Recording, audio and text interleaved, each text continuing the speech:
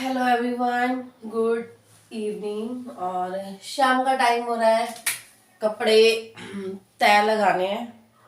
तो कपड़े तय लगाते लगाते रुक जाओ, एक मिनट कैमरा सेट कर लेती हूँ। कपड़े तय लगाते लगाते ही मैं आपसे बात कर लेती हूँ। सब लोगों का क्वेश्चन यही रहता है, आप कहाँ से हो, आप कहाँ से हो। तो मैं बता देती हूँ आपको। मैं हरियाणा स्टेट में, छोटा सा लगा लो, मेरे लिए तो बहुत बड़ा शहर है वो, जहाँ पे मेरा जीवन बीता है। तो वहाँ पे अंबाला शहर है, तो वहाँ से मैं बिलोंग करती हूँ, मेरा मायका वहाँ पे है। और फिर बात करते हैं ससुराल की। तो मेरा ससुराल वहां से लगभग 1 घंटे की दूरी होगी, 1 घंटे की दूरी पे मेरा ससुराल है। सो पंचकुला डिस्ट्रिक्ट पड़ता है ससुराल का, तो वहां पे मेरा ससुराल है। आपके क्वेश्चंस के मैं आंसर कर देती हूँ आज। और ससुराल वालों ने मेरा साथ क्यों छोड़ा, कैसे छोड़ा, तो ये भी मैं आपको बता देती हूँ। जब मेरी शादी हुई थी तो मेरे ससुर जी ने एक बात बोली थी। जैसे कि हम यहाँ पे अर्न करते थे, तो होता है ना कि हम किराए पे यहाँ पे रह रहे हैं। मैं यहाँ पे अभी हाल ही में मैं दिल्ली से आ गया, फरीदाबाद में रहती हूँ, क्योंकि मेरे हस्बैंड यहाँ पे जॉब करते हैं। तो हम यहाँ पे रेंट पे रहते हैं। तो जैसे हमारी फोन कॉल पे बात होती थी, तो वो यही बोलते थे कि जैसे जब मेरी शादी हुई ना, तो मेरे देवर और मेरी ननंद की शादी नहीं हुई थी। और जैसे जिसको बोलते हैं हमारी लैंग्वेज में कच्ची कबीलदारी, तो मेरे हस्बैंड सबसे बड़े हैं फैमिली में। तो मेरे ससुर जी ने बोला था कि ना कि आप लोग ना मतलब कि फैमिली के साथ चलो, और फैमिली के साथ चलो। और जो गांव में होता है ना, प्रॉपर्टी होती है, खेत खेत वगैरह होते हैं ना, कि वो आपकी चीज है, वो आपकी सेव रहेगी बेटा। जैसे आप वहां पे जॉब कर रहे हो, अगर आपकी कुछ सेविंग हो जाती है, कुछ बचता है, जैसे कभी 10,000 दे दिए, कभी 15,000 दे दिए, कभी 5,000 दे दिए, जितना हमारा ब्योंत होता था उतना हम मतलब कि उनको दे देते थे। ठीक है। और फिर हमारी जितनी हैसियत थी, जितनी मेरे हस्बैंड की मतलब के जॉब थी, और जो उनका सैलरी पैकेज था, उसके अकॉर्डिंग जितनी उनकी मतलब के थी, उन्होंने मतलब कि अपने भाई की शादी में, बहन की शादी में मतलब कि हमने लगाया है पैसा। तो ये था कि हाँ चलो, नई सेविंग हो रही, जो हमारा पीछे का बैक होता है वो तो सेव है ही, है ना। और जो बड़ों ने बोला वो झूठ थोड़ी बोलेंगे, ये बात थी कि जो बड़ों ने बोला है वो झूठ थोड़ी बोलेंगे, और वो हमारा साथ देंगे। ठीक है। तो ये बात थी, और हमने एट टाइम लास्ट टाइम तक भी उनका साथ दिया। ठीक है। तो फिर क्या हुआ, तो कुछ उनको होगी, कुछ आई डोंट नो कि क्या प्रॉब्लम होगी। तो प्रॉब्लम तो देखो लाइफ टाइम ही चलती रहती है। तो जो थी ना चीज, उन्होंने वो सेल कर दी, और सेल करके जो भी जो उनका कर्जा वर्जा था, हमें नहीं पता क्या कर्जा था। ठीक है। तो हमें नहीं पता क्या कर्जा था, तो उन्होंने उस चीज को सेल कर दिया। और हमने तो अपने 11 साल दे दिए थे। 11 साल में जो भी हमारी अर्निंग थी, जितनी भी हमारी हैसियत थी, वो हमने दे दी थी। तो उन्होंने वो सेल कर दिया, और सेल करके जो भी हुआ, तो फिर सेल करके, अरे गीले गीले से लग रहे हैं कपड़े। तो जो भी सेल करके पैसे हुए ना, फिर हमने उनसे पूछा कि भैया पैसे, हमने तो आपका साथ दिया था। तो बस यही बात हुई थी कि हमने तो आपका साथ दिया था, आपने क्यों सेल कर दिया उसको, है ना। हमारे हिस्से का तो सेल नहीं होना चाहिए, क्योंकि हम तो आपके साथ 12 मंथ्स हम आपके साथ रहे हैं। जब भी आपने जो भी बोला है, देखो बच्चों की शादी में भी 1 लाख, 1.5 लाख, 2 लाख जो भी था हमारी सेविंग थी, और घर का भी कुछ भी सामान होता था, तो मैंने अपनी शादी का सामान भी नहीं उठाया, है ना।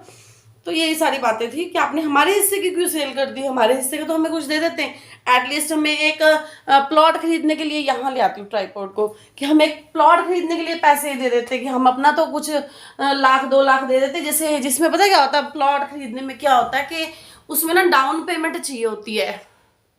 जो डाउन पेमेंट होती है ना, 1 लाख 2 लाख 3 लाख रुपए, जो भर के आप लोन ले सकते हो। एटलीस्ट हमें उस काबिल तो आप कर देते। तो बस इसी बात को लेके आपस में जो बहस चली है। आप मेरे को कमेंट कर जाना, मुझे कोई दिक्कत नहीं है कि भी नहीं आप गलत हो। तो देखो, जब अगर आपके बच्चे समझदार बनके आपके साथ चल रहे हैं, आपके साथ चले हैं, और फिर अगर हम पूछते हैं कि हमारे हिस्से की क्यों बेची, तो उनका उनका जवाब मेरे को ये था कि इसमें मेरा हक है। वो तो हम जानते हैं कि आपका हक था, बट एक आपस में एक इसमें ट्रस्ट की बात भी तो होती है ना, कि ये ट्रस्ट मेरे बच्चे ने मेरे साथ वो किया है। तो वो बोल रहे कि हमने पूछा कि उनसे हमें खर्चा ही बता दो कि आपने किस किस चीज में इसको कर्जे में उतार दिया। तो उनकी ये चीज थी कि तुम्हारी पढ़ाई लिखाई का खर्चा। तो फिर जब वो खर्चा बताने पे आए ना, तो हमारे, क्योंकि हमें पता था कि हम गलत नहीं चले हैं, और हमने कभी इनसे इन 11 सालों में तो कभी 1 रुपया भी नहीं लिया। और मेरे हस्बैंड की नेचर ऐसी है कि अगर आप उन्हें पुराने कपड़े भी दोगे ना ऑफिस में पहन के जाने के लिए, तो वो पुराने भी पहन के जाएंगे। उनमें स्टाइल पैशन नाम की वो नहीं है। वो नॉर्मल सिंपल सी लाइफ जीते हैं। तो हमें पता था कि इनका कुछ भी निकल के नहीं आएगा, क्योंकि इन्होंने वेस्ट भी नहीं किया है पैसे को। तो जो भी था XYZ, तो उन्होंने मतलब कि अपने पढ़ाई लिखाई का खर्चा बता के जो भी इस बात को समेट दिया कि मैंने तेरी पढ़ाई पे खर्च किया, ये किया, वो किया, ठीक है। और मुझे फिर बोल दिया गया कि इस नंबर पे कॉल नहीं करनी, तो कोई बात नहीं। और फिर आपका और क्या क्वेश्चन था कि मैं नौकरी क्यों नहीं करती। तो डियर, मैं नौकरी करती थी। मैं यहाँ पे आई ना अपने बेटे को लेके, तो मेरा बेटा 6 महीने का था, 6 मंथ्स ओनली। तो जब 6 मंथ्स का ही मेरा बच्चा था ना, तब भी 6 महीने के बच्चे को पालना, आप समझते हो कि 6 महीने के बच्चे के लिए दवाई बूटी सब कुछ होती है। तब मेरे हस्बैंड की सैलरी सिर्फ और सिर्फ 12,000 रुपये थी जब हम यहाँ पे आए। 12,000 रुपये, ठीक है। तो उस 12,000 में हमें रेंट भी पे करना है, राशन भी लेना है, दूध भी लेना है, बिजली का बिल, पानी का बिल, बच्चे की दवाई।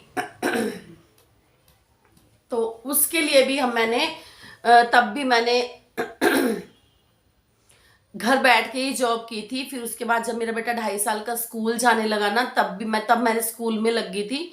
और फिर मैंने जॉब नहीं छोड़ी। मैंने रात के 10 बजे तक ट्यूशंस पढ़ाई हैं। रात के 10 बजे तक ट्यूशंस पढ़ाई हैं। जो अब इन लोगों ने बोल दिया ना कि कहाँ से कैसे, हम दोनों मिलके मतलब के चले थे, दोनों मिलके चले थे। और लाइफ को इतना स्मूथ हमने बना लिया था कि अगर वो घर का खर्चा चलाते थे, तो घर में जो लग्जरी आइटम्स होती है ना, कूलर हो गया, पंखा हो गया, AC हो गया, इन चीज़ों को जोड़ने के लिए इधर मैं मेहनत करती थी। ऐसे मिल बांट के हम लोग चले हैं कि एक की सैलरी से ये होगा, दूसरे की सैलरी से ये होगा। तो हम दोनों ने, हस्बैंड वाइफ ने, ऐसी लाइफ जी थी। बट कोरोना के कारण स्कूल बंद हो गए और मेरा बेटे का स्कूल जाना बंद हो गया। मैं अपने बच्चे को अकेला छोड़ के जॉब के लिए नहीं निकल सकती, इतना मैच्योर मेरा बच्चा नहीं है अभी। पिछले साल मैं जा रही थी, अपना कोचिंग सेंटर कंटिन्यू कर रही थी, बट इसने कुछ ऐसा कर दिया था पीछे से, जैसे गैस ऑन कर लिया और खुद से मैगी बनाने का ट्राई किया। तो मैंने सोचा देखो बच्चे के लिए कमा रहे हैं और बच्चे को ही रिस्क में छोड़ दें, तो इस कारण मैं जॉब नहीं जा रही हूँ। और मेरी भगवान से प्रार्थना है कि अगर अप्रैल से स्कूल कंटिन्यू होता है तो मैं अपनी जॉब भी कंटिन्यू करूंगी। मैं घर पे कभी खाली बैठी ही नहीं थी, और मेरी क्वालिफिकेशन MA BEd है। और तो जॉब तो मुझे कहीं ना कहीं, और मुझे स्कूल में अगर क्वालिफिकेशन भी आप ना देखोगे तो मेरा यहाँ पे मेरा बच्चा 7 साल का मेरा यहाँ पे टीचिंग एक्सपीरियंस हो चुका है। तो पे स्केल मुझे अच्छा खासा मिल रहा था, 10-12 हज़ार पे मुझे पे स्केल भी मिल जाता था। तो जॉब की कोई टेंशन नहीं है। और मैं 10 से 15 हज़ार पे अपने इसमें भी कोचिंग सेंटर में भी कमा लेती थी, क्योंकि गांव में शादियों में पैसे देना कोई ऐसे ही नहीं आ जाते हैं, जिसकी मेरे हस्बैंड की कोई इतनी सैलरी थोड़ी है। और सबसे बड़ी बात है, अभी उनका कोरोना के कारण इनका काम भी थोड़ा छूट गया है। कोई बात नहीं, लाइन फिर पटरी पे आएगी। मैं फिर से एक बार मजबूत बन के दिखाऊंगी। और मैंने ये जो चैनल ओपन किया है, ये कुछ अर्निंग सोच के ही किया था कि मुझे कुछ करके दिखाना है। क्योंकि जो भीख मांगते हैं ना कि हाँ मैं बहू मुझे दे दो, मैं बहू मुझे दे दो, नहीं चाहिए। मैं बहू हूँ, मुझे दे दो, मेरा हक दे दो, नहीं चाहिए। मैं एक औरत हूँ और मैं कमा कर दिखाऊंगी। अब पहले मेरा ये था ना कि हाँ मेरी ये चीज ऐसे कैसे कर दी, नहीं चाहिए। अरे जब मैं अपने पापा की कमाई हुई तुम्हें दे सकती हूँ, मेरे पापा की कमाई हुई मैं तुम्हें दे सकती हूँ, तो फिर मैं अपने लिए तो बहुत कुछ कमा सकती हूँ।